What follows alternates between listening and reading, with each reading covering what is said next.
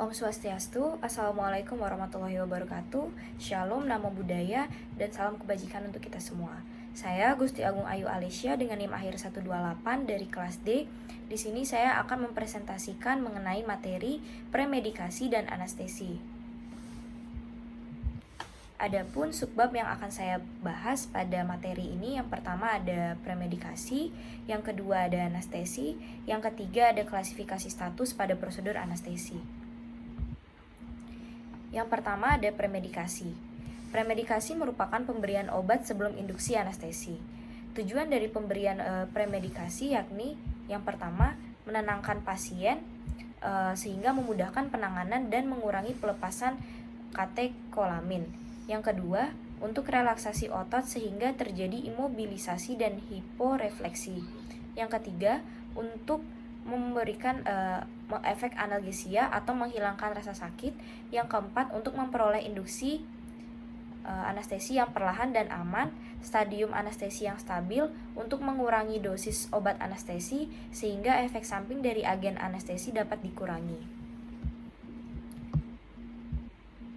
Adapun obat-obatan yang termasuk golongan dari yang bakal digunakan untuk premedikasi yakni yang pertama ada golongan tranquilizer seperti acepromazin, diazepam, midazolam, silazin, dan medetomidin.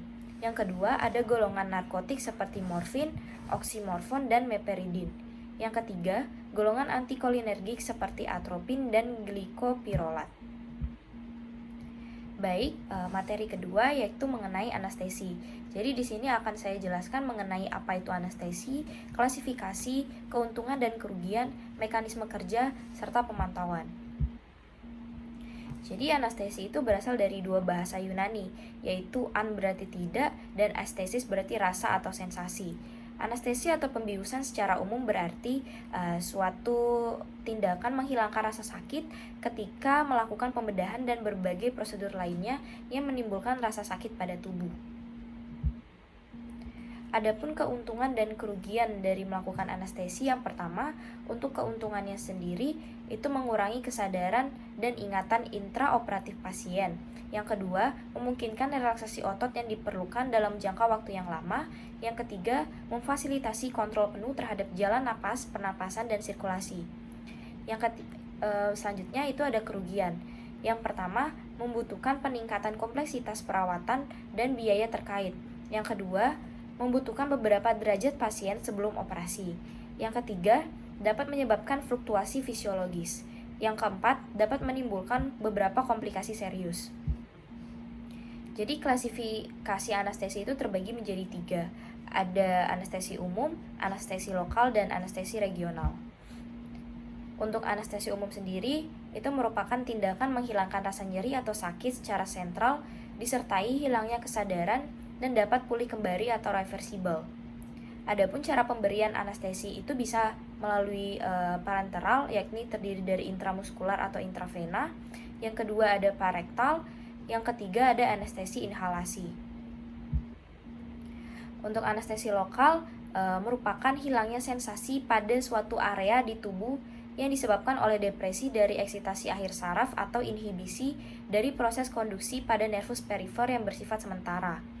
Anestesi lokal ini terbagi menjadi 2, yakni anestesi golongan ester dan juga anestesi lokal golongan amida. Untuk golongan ester ini umumnya kurang stabil dan lebih mudah didegradasi dibandingkan dengan golongan amida. Sementara itu, golongan ester juga metabolisnya di darah dan hepar oleh enzim kolin esterase. Untuk golongan amida, metabolismenya di retikulum endoplasmik atau hepar yang diawali dengan proses endealkilasi, yakni dihidrolisis oleh enzim mikrosom hepar atau amidase. Adapun beberapa contoh dari golongan ester itu terdiri dari kokain, prokain, benzokain, tetrakain, kloroprokain, dan etoform. Untuk prototipenya sendiri itu ada prokain. Sementara pada golongan amida itu terdiri dari lidokain, dibukain, mepivakain, prilokain, bupikakain, dan etidokain. Yang dimana lidokain atau silokain itu berperan sebagai prototipe. Untuk anestesi regional, ini merupakan suatu metode yang lebih bersifat analgesik. Anestesi ini menghilangkan nyeri terhadap pasien tetapi dalam keadaan sadar. Anestesi regional ini terbagi menjadi dua. Ada anestesi epidural dan anestesi paravertebra. Untuk mekanisme anestesinya sendiri, anestesi ini bekerja dengan mencegah pembentukan dari konduksi impuls saraf. Selain itu, anestesi ini juga menghambat permeabilitas membran bagi K+ dan Na+ dalam keadaan istirahat. Untuk pemantauan anestesinya sendiri, dalam pelaksanaan tindakan anestesi harus dilakukan pemantauan terus-menerus tentang keadaan pasien, yaitu reaksi terhadap pemberian obat anestesi, khususnya terhadap fungsi pernafasan dan jantung. Tujuan utama pemantauan anestesi adalah untuk diagnosa bila adanya permasalahan, perkiraan kemungkinan terjadinya kegawatan, dan evaluasi hasil suatu tindakan termasuk efektivitas serta adanya efek tambahan. Adapun hal-hal yang perlu diamati selama anestesi adalah tingkat ke dalam anestesi, efektivitas kardiovaskular, dan efisiensi perfusi jaringan serta perubahan respirasi.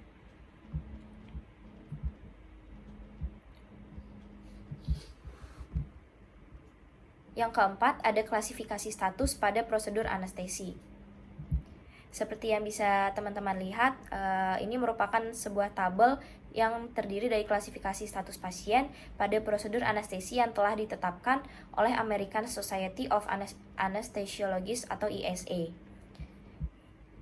Yang dimana evaluasi status pasien dan penentuan status pasien harus dilakukan sebelum dilakukan anestesi dan pembedahan.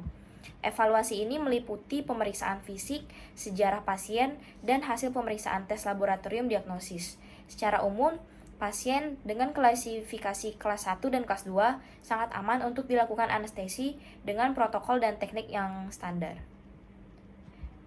Baik, sekian dari saya. Apabila ada kesalahan mohon dimaafkan. Terima kasih.